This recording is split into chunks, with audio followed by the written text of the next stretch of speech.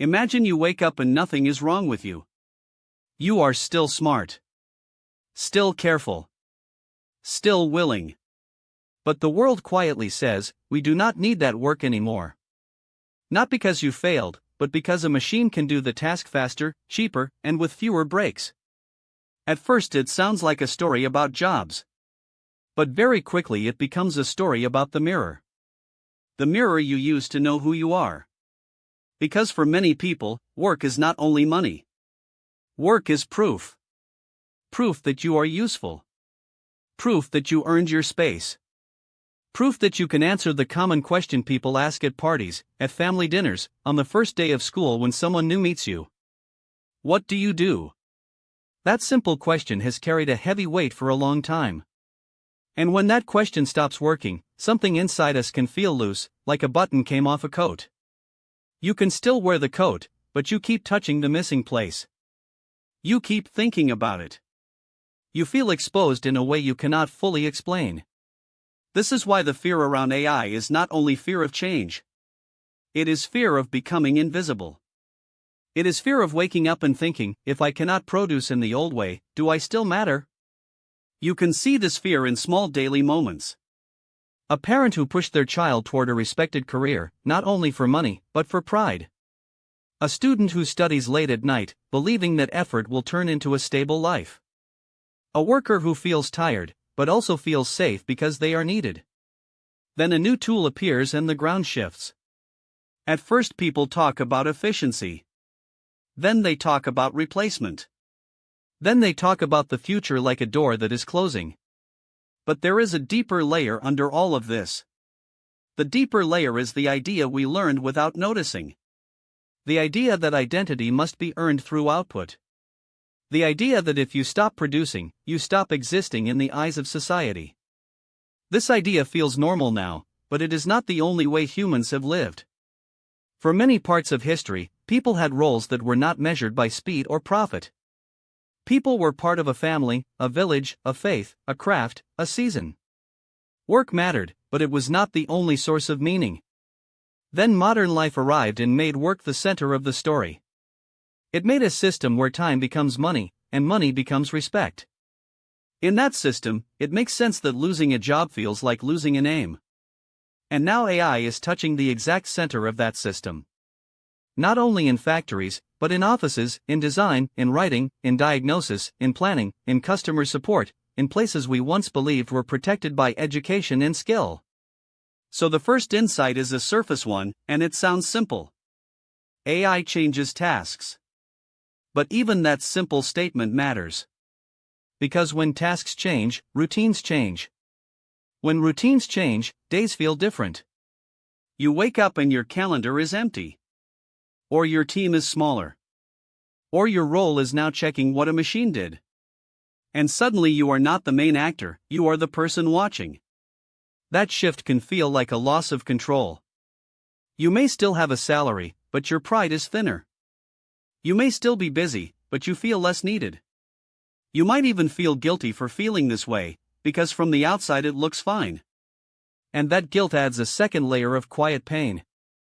People often say, you should be grateful, technology makes life easier. But easy is not the same as meaningful. A life can become easier and still feel empty. Think about a simple example. If a robot cleaned your room perfectly every day, you would enjoy it. But after some time you might feel strange. You might feel like the room is not yours. Like you are a guest in your own space. Because effort, in small amounts, gives a feeling of ownership. Not endless effort, not suffering, but a sense that you shaped something. Many jobs gave people that feeling, even when the job was hard. AI can remove effort, but it can also remove ownership. That is why the real issue is not only economic. It is psychological. It is about the relationship between effort and dignity. Now, the second insight sits under the surface. It is the hidden assumption that we have tied our worth to being needed by the market. The market is not a person. It does not love you. It does not thank you. It only uses what is efficient. If your role becomes less efficient than a machine, the market will move on. When we build identity on that, we build identity on shifting sand. This is why so many people feel anxious even when they have jobs. They can sense that their value is conditional. Conditional on performance. Conditional on speed. Conditional on staying relevant. AI makes that condition clearer and harsher. It says, even your training might not protect you. Even your status might not protect you. This can create a strange kind of grief. Grief for a future you expected. Grief for the story you told yourself. Grief for the version of you that was going to be proud, stable, and safe. You may see this grief in small scenes. Someone scrolling through job listings late at night. Someone smiling in a meeting while feeling scared inside. Someone avoiding family gatherings because they do not want the question, what is next? Someone hearing a friend say, my company is testing AI, and feeling their stomach tighten. And this grief is not only for income. It is grief for identity. Now the third insight is a structural pattern. When societies change their tools, they also change their values, but not at the same speed. Tools move fast. Culture moves slow. Systems move slow. Human hearts move even slower. So we get a gap. In that gap, people feel confused. They feel like the rules changed, but no one wrote new rules. The old loop was simple. Work, earn, spend, be respected. But when work becomes less central, the loop breaks. We still live inside the old language. We still ask, what do you do? We still praise people mainly for job titles. We still design education around employability as the main goal. We still build cities around commuting and offices and productivity. We still treat unpaid care as invisible. Care for children. Care for elders. Care for the sick. Care for the lonely. These are some of the most human acts, yet we often treat them as side tasks. AI does not only replace jobs. It exposes what we never valued properly. It reveals the parts of life we pushed to the edge. Connection. Presence. Patience. Moral judgment. Listening. Trust.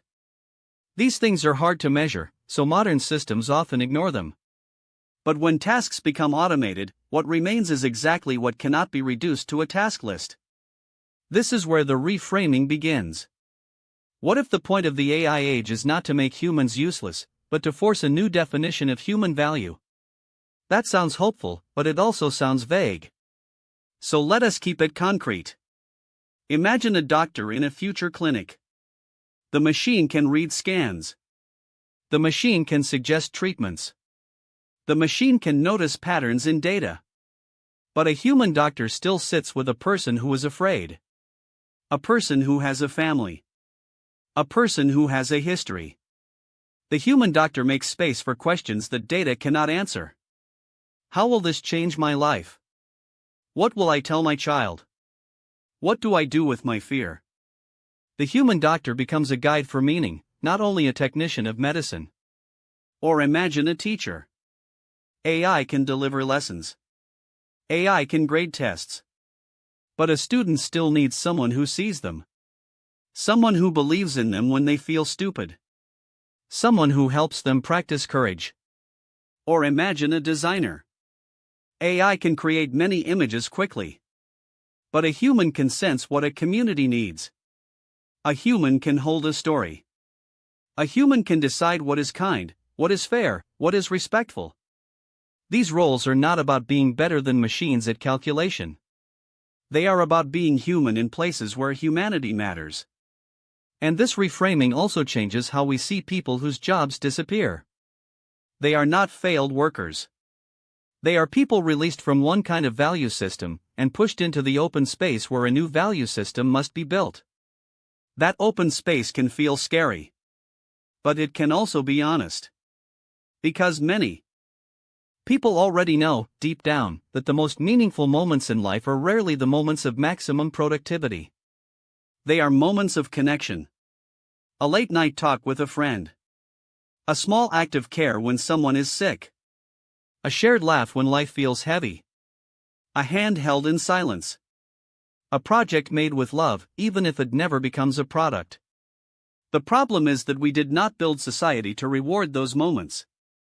We treated them as personal, not public.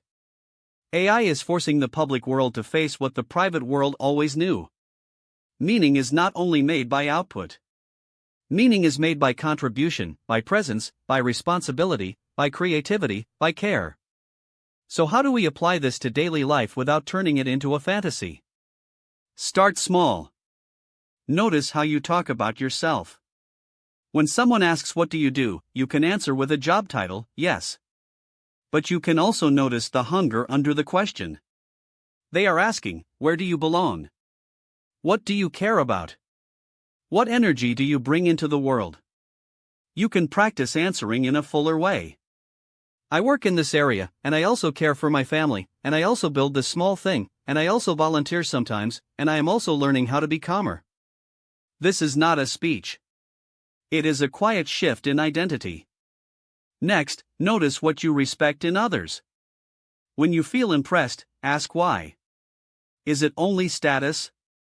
Or is it kindness? Is it courage? Is it patience? Is it the way someone helps others feel safe? If recognition becomes more important in the future, then we must learn to recognize better things.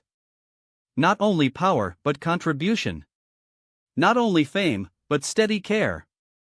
Also notice how you spend your free time. Many people treat free time as recovery so they can return to work. But if the future has less traditional work, free time becomes lifetime. Lifetime needs meaning. Meaning does not arrive by scrolling. It often arrives by making, helping, learning, and connecting. A simple walk with a neighbor. Teaching a child to read. Planting something. Cooking for someone. Joining a group. Mentoring.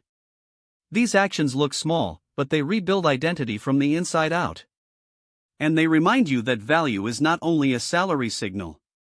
It is a human signal.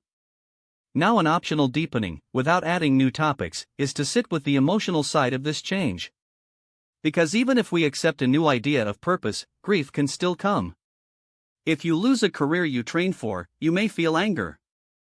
You may feel shame. You may feel envy of people who still have clear roles. You may feel fear when you look at the future. These feelings do not mean you are weak. They mean you are human. The mistake is to think you must solve them alone. In a world of shifting identities, we will need stronger communities, stronger friendships, more places where people can be seen without performing. We will need spaces where people can say, I do not know who I am right now, and still be respected. This is what emotional infrastructure really means.